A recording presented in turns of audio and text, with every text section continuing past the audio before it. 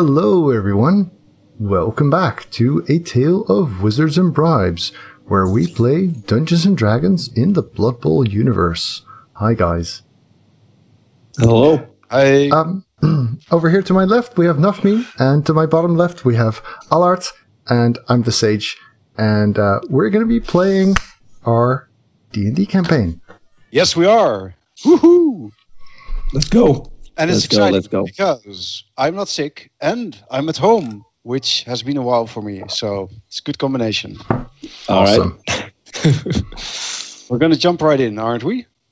Yes. Okay, good. So we're going to start this session with Siegfried, who has just been very busy practicing with his new student.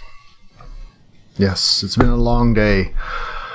I'm very tired. I'm just going to go home, and I need some relaxation time. So I turn on Cabal Vision HD and watch some Blood Bowl. Yes, and Cabal Vision HD appears, and on the screen appears the best show there is, the Ocean Cup breakdown, with, of course, your favorite hosts, Risley Blackwood, who today will be played by Nafmi, and Kinda Firebringer, who will be played by me, as she has always been. Take it away. All right, ladies and gentlemen. It's been 1 week after. It's now 1 week after the talent day at Kimbao wrapped up. I hear some disgusting outbreak of Nurgle happened there. How unsanitary. This is what happens when you don't clean up after yourself. Now, as unfortunate as that was, at least Imperial soldiers managed to contain and stop the outbreak. Glory to the Empire! That was us! Yeah, okay. The teams are ready for the first games. Everyone's eagerly awaiting the first crushing of Chaos Skulls. But as we must wait, today we have a special treat for you. I'll be talking to two specialists who know a lot about a few exciting games that are coming up. So, I invited you two experts to talk to me about the two most exciting games that are coming up. Today, I have Kick and Keck here, the highest decorated snotling players to have survived their own careers. It's good to have you two with us, gentlemen. The camera focuses on two snotlings. They look around themselves nervously. All right, so we've got Transgression against the Doombringers and Leinster Shield against the Unchained. Both matches feature humans versus chaos teams. Now, before we get into any analysis, why don't you gentlemen take the time to introduce yourselves? The camera stays on the two snotlings for a long time before one finally speaks.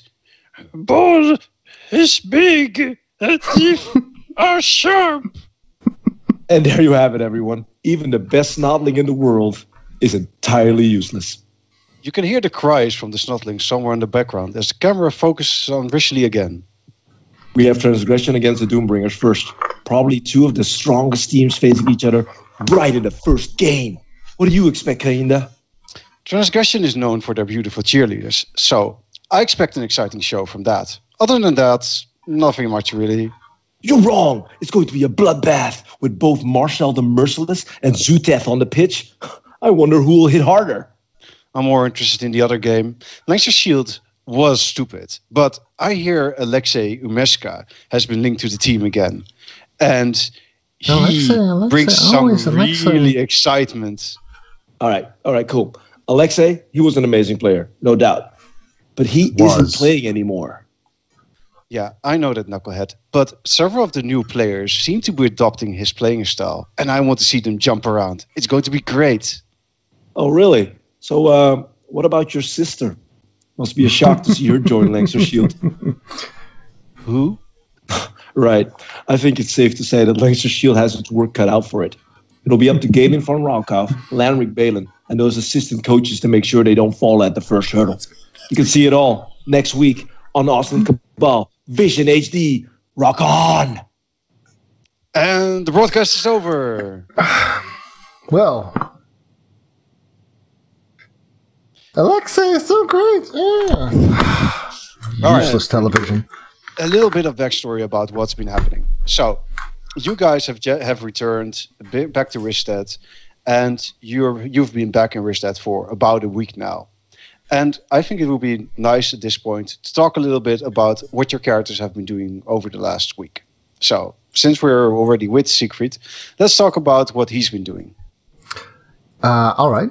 Well, my character has been taking it rather easy now that we're back home. He's been working on his spellcraft for sure, and apparently I brought a stray. I'm not really sure how that happened, but yes, it seems I have an apprentice, Walcott. Yes, and while I don't see myself as a teacher. Nobody does. Siegfried is kind of flattered by the idea that someone reveres his magical aptitude, and so he can't help but be a little bit charmed by this young enthusiastic boy. And so, despite putting on this gruff appearance of not really caring, he actually kind of does. Yeah, Walcott really has been sort of like a ray of sunshine in Siegfried's life. He's just basically been running around all the time, trying to do pretty much as what he can to just do his part. He's been doing most of the cooking, a bit of the cleaning, and he's trying to very eagerly learn what Siegfried has to teach. So do you actually teach him anything? Yeah, what I've told him is, Walcott, my boy, I'm going to teach you a spell. And it's right here in this scroll. Do you read? Yes, I do read. Good. Go ahead, study this. The spell is called Unseen Servant. And the spell allows you to do simple housework type stuff with magic. And it's really cool. Until you've mastered this spell, you are this spell. That's great. You can start by sweeping the kitchen, and once you're done, there's some dishes, and I believe the roof could use a new layer of thatch as well. Good luck. Thank you, Siegfried. I really appreciate it. I suddenly now know what Siegfried looks like. I'm having this image of Fantasia back when I was a kid. You have that big wizard that teaches Mickey Mouse. Yeah, the Sorcerer's Apprentice. Yes. Yeah, that one.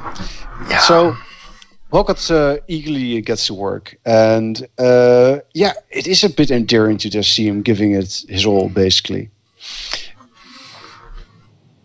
So I think that gives us a little bit idea of what Siegfried's been doing for last week. Let's talk a little bit about Alexei. So how has life been for Alexei ever since he's gotten back? Life for Alexei has been really busy because Alexei has taken it upon himself to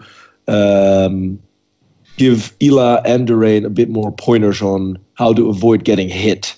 Yeah. Now they've been giving him, at least Durain has been giving him a big mouth, and keeps pointing out that in the end Alexei did get hit, which really grinds Alexei's gears a lot.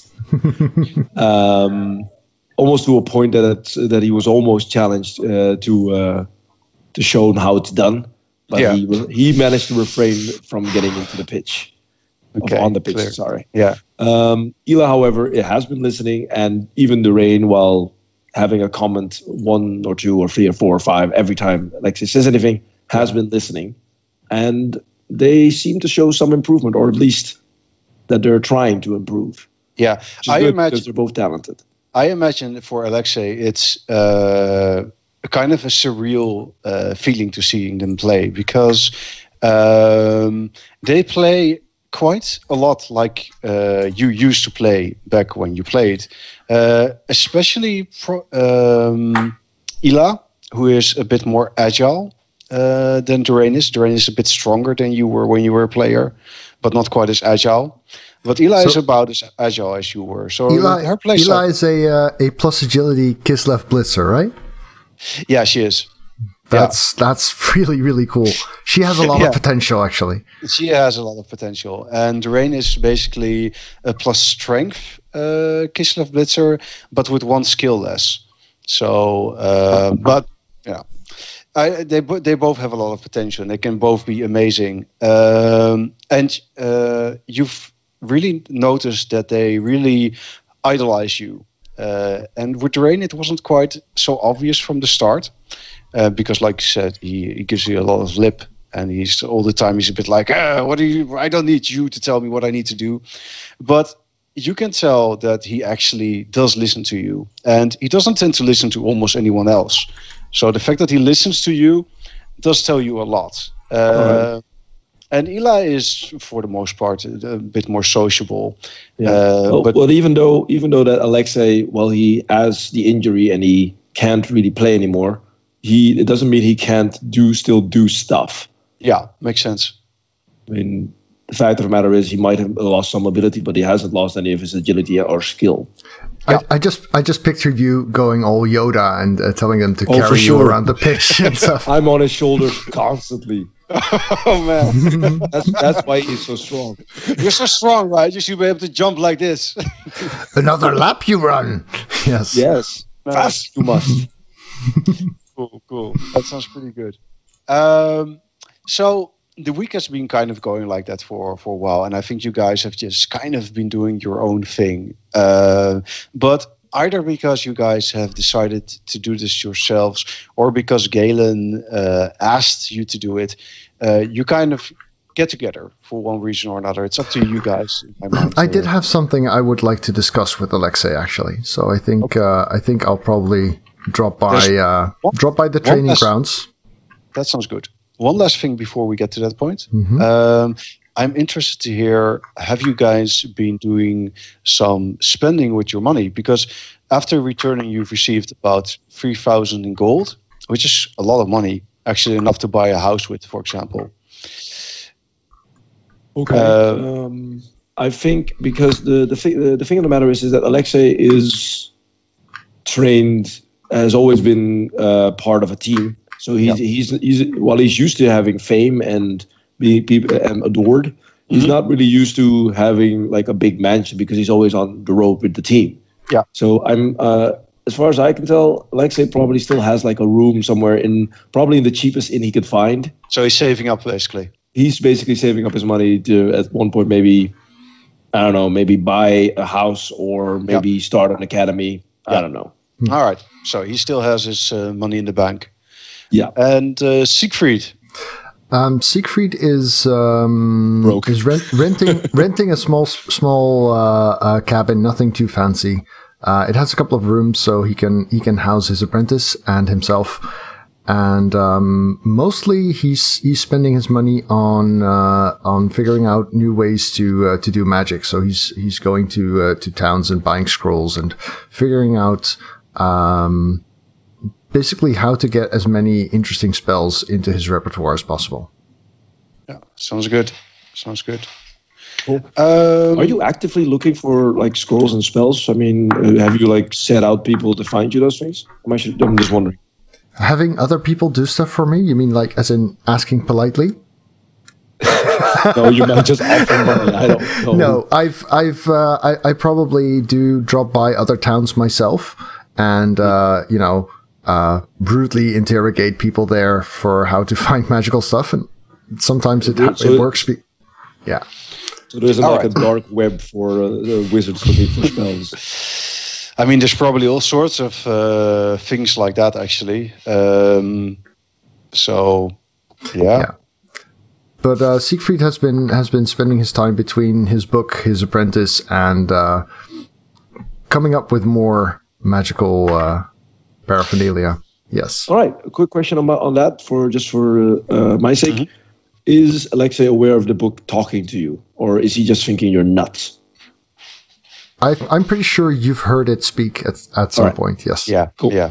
Yeah, because I was wondering if I actually hear it or if it's like in your mind. No. You hear it. All right, cool. You can actually see its mouth moving sometimes as well. All right. When it's not. When I haven't gagged it like this. Yes. So, Siegfried was going to go to the stadium. And I think that's actually a great time for us to introduce the stadium to everyone, because we haven't done it yet. So, here we go. Oh, fancy. It's the stadium. Well, it's not quite as fancy as it used to be. The Van Rauke Stadium once had been a grand stadium, which allowed many fans to watch the game in some measure of comfort. But these days, most of the wooden structure surrounding the field proper has collapsed.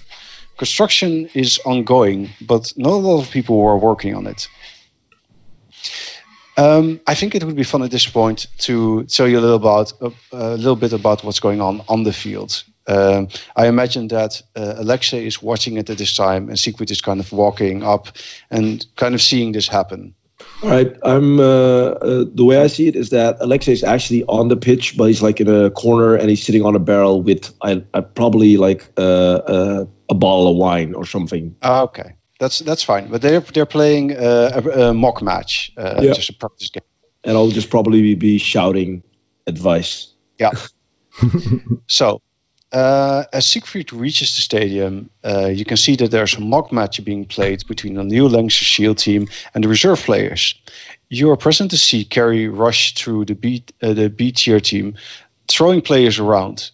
Claude Warner, a player that you don't really know too well, rushes in to knock the ball carrier down, and afterwards Ila snatches up the ball and runs away with it. You see Count Nibley and another player who's known as Daniel help Ila do so, and they secure a score. After they scored a point, Durain, who wasn't really a critical part in this plan, starts screaming angrily towards Ila and the others. I start clapping. Well done! Don't get arrogant! He shouts. Well done, team. Eli and the others are very happy, and they're kind of just congratulating each other basically on a good play. But after a while, one of the other players, Clifford Peters, steps in, and he kind of separates the group, pulling Claude and Daniel away. And kind of splitting the group in half, kind of. And this is something that Alexei has noticed while training with them, is that there's a bit of a division in the team at present. There's basically the old team, and there's the new team. And they aren't... Not everyone is really working together perfectly yet. Okay. All right. So who was the one who separated them? Claude or Daniel? The one who stepped in was Clifford. Clifford. So Clifford's pulling Daniel and Claude away. Yeah. And you know that Clifford is kind of like before you've heard from other people that Clifford used to be kind of like the big shot on the team, together with Sigrid, they were basically the two best players on the team, and now all these new players are there, and they're better. Yeah. Well, So they are. Yeah. So it's. All right. All right, Alexei takes a swig of his bottle of wine and then puts it down, and I saunter over. Mm-hmm. I was like, well played, gentlemen. Let's set it up for another one. Let's work on that defense and see if you guys can stop Kerry this time. Yeah, well, you see the reserve team is looking at Kerry like, oh, no, not again. I look over to Kerry and then I look over to the team. You know what? I say, let's switch things up. Kerry, you're on the reserve team. Let's see if our new guys can actually... Because at one point you guys are going to actually run into someone like Kerry. Let's see how you handle that. Durain looks very excited at that prospect. I think first they're going to face the guys with the claws who like tear you limb from limb, though. True, but I'd like to see how they respond to something that's basically unstoppable. All right. And who knows what kind of chaos they run into. Well, they have another quick match, and just to be quick about it, I'll roll one die. Let's see. Disaster. Slash roll. Allard has actually made a complete spreadsheet system to determine match outcomes. Yes, but I'm not going to use that right now. For the game. Because that would take too long. All right, so I've just rolled to see who kind of just really shone in this. And this time it's Durain who really excels during this mock match. And at a certain point, he's the one that manages to knock Kerry over with the help of a few others. I mean, Kerry is really strong, but Siegfried Sigrid, Durain, and Nibley are all also very strong players.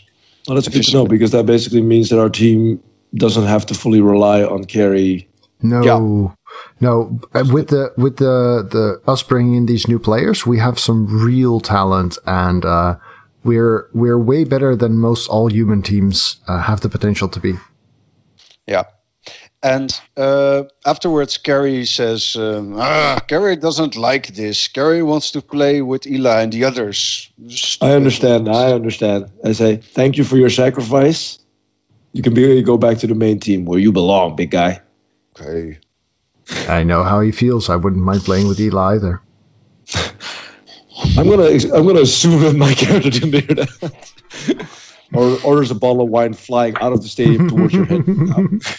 Yeah, you can tell that Ila, Carey, and Nibley actually really work together quite well as a trio. Kind of a weird combination. Sigrid looks to you guys and says, "Yeah, I never figured that those three would really match, but looks like it." Alexei shrugs and says, "I don't know. Carrie's a soft heart. Ila knows how to care for people, and she's very social and doesn't discriminate. Making her the only one who would really connect would count Nibley." Maybe. Still. Oh, well, I don't know. You guys did a good job picking these guys. You figured all that really stuff impressed. out yourself? Wisdom, not smarts. Yeah, I'm impressed. So am I, to be honest, Sigrid says. Oh, for fuck.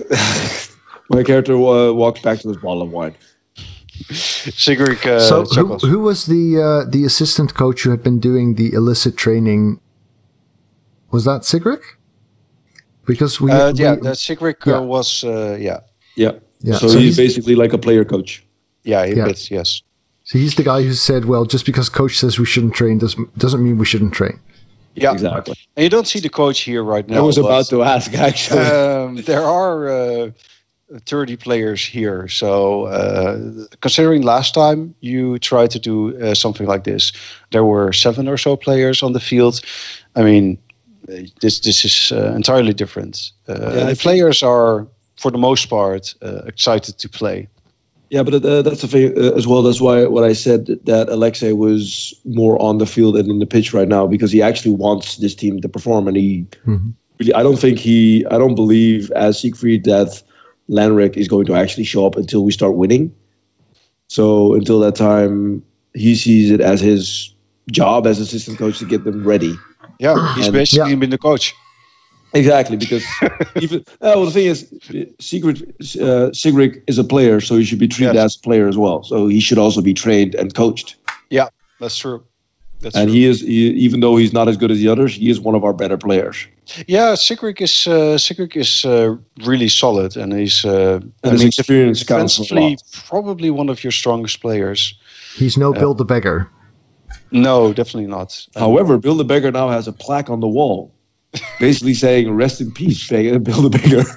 Well, he's not dead yet. No, he's still on the team. He's still alive. He's still alive. He's probably ran away when the moment Siegfried showed up.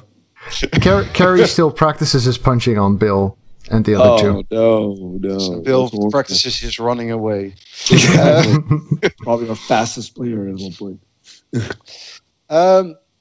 Anyway, you guys are there, and when you're kind of talking a little bit, Eileen comes up to the two of you and says, "That's our elf recruit, right? Yeah." And she says, we've got some pretty good players now, but there's honestly a lot of things that should change. Really? She wants a trailer. Yes, like, I mean, I'm a pretty amazing player, really, and we're having a practice game, and look at the stands. And she kind of points at the stands, and there's no one there. I mean, you know what? There's You're no one here. Right. It's My character ridiculous. smiles and says, "You're absolutely right. You're absolutely right. We should get open trainings. People should watch the training." Doesn't Yes. that You guys- mean people will have a lot of information on us? maybe, but I think it's good for the morale for the team and good for the morale of Ristedt to see the team play and see them being good. Siegfried says, well, actually the training already is open. Then we should let people know. Yeah, I guess so. I think the best way to do that, and I look over to Eileen, is for you to actually go out and promote. Maybe we can have a word with your sister? My sister, honestly, I mean, why would you want to talk to her? She is like a total bore and she wouldn't help anything. So I don't really know why you bring her up. She's on TV? It's kind of like pretty much dumb that you brought her up. So I'd like to change the topic now. I think you touched on a sore spot. I love roleplaying my charisma. No, but seriously, this girl, I saw her on TV last night, and no one wants to listen to you anymore, Beardy. People watch this stuff. Yes, they were actually talking about you, Alexei, as well. What? Why? Yeah, on Cabal HD. Because, Blood Bowl is a kind of a big deal, and yes, but I haven't played Blood Bowl for 3 years. No, but the fact that you're taking an interest in the Leinster Shields is apparently still of interest to people, like her sister. Well, if that is so, I look at Aileen and say, then maybe you and I should do some promoting. I'll help. No. But what would you do? Would you pay people that can show up? Eileen says, what we need more than anything is we need a squad of cheerleaders. And obviously I will be head cheerleader. But you're a player. You're also I can be head cheerleader and a player. I'm that good. Okay. So I can do both, and that's no problem. We will have a recruit for cheerleaders as well. I don't disagree with your plan so far. All right. We shall get to work. Lead the way, madame. I look at Siegfried. Did you want to talk to me, or you just... Yes, actually, I did have something to talk about.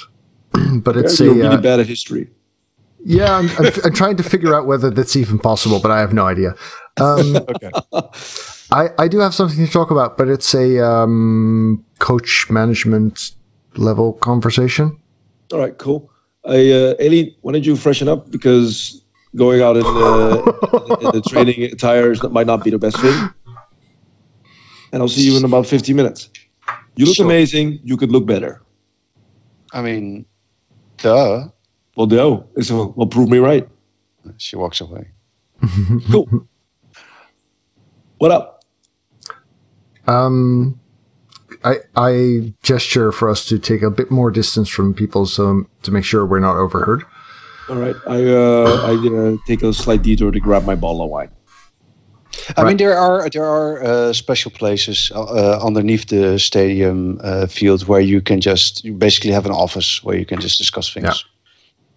Look, this coach, Lanrick. I don't trust him. We shouldn't. I'm actually happy he's not here, because that means he doesn't see what they're doing. I think we should figure out what he's up to. All right. Alexei smiles. You want to find out tonight? No, something like that. Something like that should work. I've also got some new. Broken anywhere. Exactly. I've also got some new tricks that might come in handy as well. Cool. How's Walcott doing? He's still alive? He's sore. Dude. Not like that. What do you think of me? He's been sweeping and fixing the roof, and he's trying really hard. Once he knows Unseen Servant, he'll have more time to work on other spells, but I think it's good to keep him motivated, you know? All right, by character or by stick. Nice. Well, I'm entertaining him for the time being until we find a good place for him. Something. You can tell that Siegfried's lying. He's teaching. Okay. Yeah. Okay, my character nods and says, "Wow, that's yeah, you're probably right. you were never really a good fit for him anyway. So, you know, I act badly, like I believe. All right. All right. Okay. So, office or home? Sorry? The coach. He's not going to be at his office. I mean, he'll probably be at the hot tub. Home either. He spends most of his time at the estate, hanging around in the hot tub. So, yeah. Or at least around the garden area. All right. So how about we first go visit his office, and then if we don't find anything there, I don't think he's been there in months, but maybe we'll find something at his home. All right. Fair enough. Sounds like a plan. So you're going towards where his office is, right? Yeah. I mean, his office is actually here, so it's really easy to find. And as assistant coaches, it's not weird for us to walk into the office of the coach. Well, I mean, it is locked, so... Briefly. No, exactly. I mean, how do you open the lock? I mean... I walk into the door and suddenly it opens. Yeah, you break it? Okay. No. There's no need for that kind of crude activity. There we go. It's open. Ah, a magic spell. No. Which, of course, summons... No? I take out a couple of lockpicks and I fiddle around a little. Yes. Yes, I do. I forgot about that. I had to do some tricks when I... when I was going through some career changes. Let's just leave it at that. Is this what you're teaching Walcott? Because I approve. And I walk into the door, in the office. Well, you walk into the office and, well, his desk is there and there's stacks of players and there's all sorts of notes written on the stacks of papers. I imagine you guys look at the notes, see what's on them. And a bit to your surprise, the notes that are on the table contain texts with pretty much only gibberish on them. It's just words after words. Okay. It's kind of perhaps hard to imagine what purpose these sheets of paper would serve, but... Could it be code? I mean, it's possible. You're the smart one. All right. A quick question. I'd like to do like an insight thing. Mm-hmm. If I actually believe that it could be code. The thing is, I don't know if I have that much faith. I think it's a wisdom check. Perhaps a wisdom check in general. Because just wisdom? Yeah, just wisdom, I think. Oh, that's pretty good. Okay. You don't think that this is code, but I mean there is something strange about it in the way that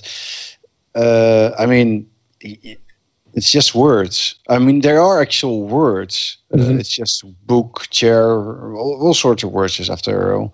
And a lot of the words are actually Blood Bowl related. So there is things like pitch and ball and stuff like that, and player. Okay. But I go look around and see if I can find something something that we can use. Well, the next place you guys probably look is in the drawers of his desk, and as you open those, you find that he has a lot of dirty magazines. And I ignore them. Okay. Oh, well, by the way, I have Stefan on watch outside. Ah. All right, just outside the stadium. Yeah, just somewhere he can see the entrance to this building. All right. Well, after your search, you kind of get the feeling. Well, actually, roll a search check, or what was the investigation, right? Investigation. That's what I just rolled. You already did. You did. Yeah, that's a really pretty good check. Okay. Yeah, investigation. you get the feeling that he doesn't really have anything of much importance here, which makes you conclude that this isn't where Lenric runs, does his business. Mm. Well, we've rarely seen him here, so that's not too surprising. Yeah. Right. And it almost also makes you think that it's all just pretense and stuff in a way. Yeah, the reason he has his random words here is just so that he can have some papers on his desk to shuffle. Yeah, it looks like it, doesn't it? Yeah, that's the feeling you're getting, indeed. All right. Not smart enough to be code, but smart enough to look like it's like he was doing something. Mm-hmm. Yeah, right. Yeah, that's what it looks like. So I guess you guys leave after a while because I think we got this sorted out pretty fast, so I don't think we'll be spending half an hour or an hour in here. Well, as you guys prepare to leave the stadium, because you guys were going to go look somewhere else for Lenric, right? No, we weren't going to look for Lenric. We were going to see if he was at his house and see if we could break in there. But if that's not a possibility, we might do that tonight. All right. Well, either way, when you leave or about to leave, you see Tanner, who is on crutches, and Tanner was the guy. Okay, I remember. Right. So Tanner kind of just hobbles over to you guys and smiles and says, "It's good to see you, Alexei." It's good to see you too, Tanner. I hear Ela and Doreen are doing well. They are. I was wondering if, because I'm going to have to be doing some other stuff next to training the team. And I'm only an assistant coach, I know, but you're really knowledgeable on Blood Bowl yourself. You know a lot about the strategies, and you know the way I like to play. I was wondering if you would like to be an assistant coach. I maybe run the team through some tactics, some workouts, while me and Siegfried work on some other things that we need to do. Yeah, I wouldn't use the word run though. I elbow you in a spot that hurts. I would really enjoy that. Thank you. No, that's fine. That's actually fine. There was something. There's two things. There is a party being organized, and I was asked if I could tell you guys and the team about it. It's going to be in 3 days. Cool. It's basically the villagers organized it to kind of celebrate that there's a new team and that things are looking good. That's excellent. That's a great opportunity for Aileen also to promote the team, the open trainings, and for her to recruit some cheerleaders. That is an excellent idea. Oh, great. Wonderful. Who's organizing this? The mayor is organizing it. Out of character, who is the mayor of Ristedt? We've met them. You've met him. Yes, that's why I'm asking. I've forgotten his name for a moment, but he was pretty enthusiastic, and he was with the villagers who also gave us this gift basket with food and stuff before our travels. I remember that. Yes. Well, he says, and I also met a man who asked if he could borrow some money, and I wasn't sure if I should give it to him, but he explained to me that he was actually your brother. He's called Anatoly. Anatoly is in Ristedt? Yes. Okay, my character, visibly his mood darkens. Well, he only just wanted to borrow a little bit of money, so I gave him a gold piece. And but I think he must have forgotten that he was going to give it back, because I gave it him a few days ago. And I give Tanner the gold coin and say, "Don't borrow Anatoly any more money ever. I'll pay off this debt to you, but just don't." Okay, sorry. No, that's fine. You don't know him. Can you tell me where he's hanging out? There's this place. Let me think. What was it called again? Is it Golden Goose? Because that would be a place for him. Lost you, sorry.